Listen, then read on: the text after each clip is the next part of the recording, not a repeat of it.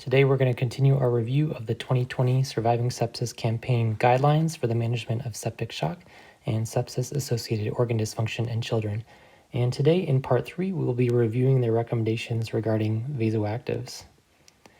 So the first question is when to initiate vasoactive medications. And so there's no pediatric data regarding the exact time point in which these medications should be employed in patients with septic shock or sepsis-associated organ dysfunction. And what you're really trying to assess is when patients stop becoming fluid responsive or become fluid refractory, and when they may benefit from the use of inotropy or vasoactive agents. And so we have to balance the need for fluid in early shock versus the detriment of fluid overload in late shock, because we know from other studies that patients that have septic shock and become fluid overloaded have poor outcomes. And so since there is no hard data regarding this kind of transition point, the committee recommends that reasonable practice would be to begin vasoactive medications after approximately 40 to 60 milliliters per kilogram of crystalloid resuscitation if the patient still has abnormal perfusion. Now, there may be more interesting data regarding this question in the future, as there is an ongoing randomized clinical trial called a SQUEEZE trial, where they will be comparing liberal fluid resuscitation versus the early initiation of vasoactive agents. And so that may give us a better answer to that question in the near future. The next recommendation that they made was that there is an allowance for the peripheral administration of vasoactive agents. And so all agents that we'll talk about may be allowed to be used or administered safely via a PIV in dilute concentrations. And in fact, 82% of respondents of the survey when they were building this campaign said that they have used this practice from time to time, with the caveat that they are on the way or trying to obtain a central venous catheter as soon as possible. And if you are going to administer vasoactive agents peripherally, the preferred modality or agents would be dopamine or epinephrine over norepinephrine due to their less vasoconstrictive effects. Now, regarding the choice of agent, the guidelines recommend that epinephrine and norepinephrine are both preferable to dopamine. And those recommendations come both from the pediatric and the adult literature. Now, on the pediatric side, there are two pediatric randomized control trials. We'll look at the question of epinephrine versus dopamine. And these trials looked at patients with fluid refractory septic shock, and they found that patients that received epinephrine versus dopamine had a lower relative risk of mortality and also more organ failure-free days. Now, regarding the use of norepinephrine versus dopamine, there's not a direct comparison here between these two vasoactive agents. However, there is a pediatric randomized control trial that compared norepinephrine versus administration of saline resuscitation. And they found that patients that received norepinephrine versus liberal saline resuscitation had no difference in mortality, but rather increased urine output and increased blood pressure.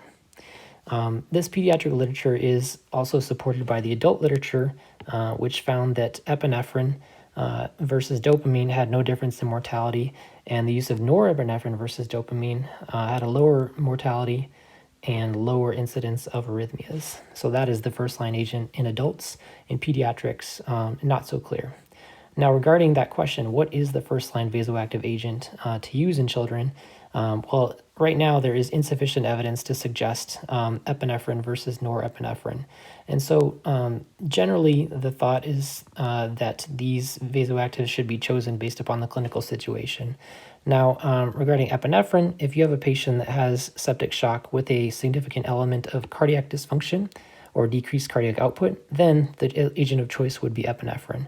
On the other hand, if you have a patient that has a significant element of decreased systemic vascular resistance, then norepinephrine would be the agent of choice due to its increased alpha agonist effects. Now, as we said before in our previous talk, the clinical assessment in determining warm versus cold shock is usually not very reliable. So this determination and this decision should be made based on advanced hemodynamic monitoring parameters such as bedside cardiac ultrasound and other more accurate measures. Now, regarding further second and third line agents, they do make some recommendations regarding the use of vasopressin and ionodilators. So the campaign suggests that vasopressin may be used in shock that is not responsive to high-dose catecholamines. And so what high dose means is unclear at this time.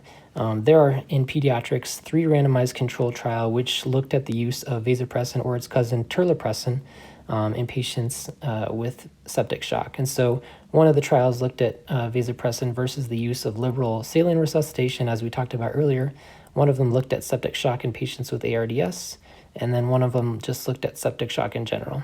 And they found that these patients who received vasopressin actually had no real difference in their mortality, but did actually have a increase in ischemic events due to the potent vasoconstrictive effects of vasopressin. Now, you may be asking, if that's the pediatric literature, well, why do we have a recommendation to use vasopressin at all? And some of that comes from the adult literature, where they found that adults with septic shock who received vasopressin as a vasoactive infusion actually had decreased rates of renal replacement therapy.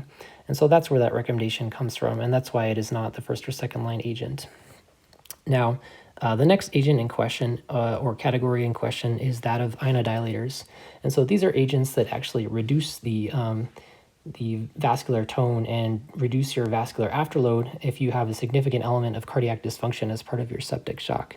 And so the drugs in this family include things such as milrinone, dobutamine, and levosimendan.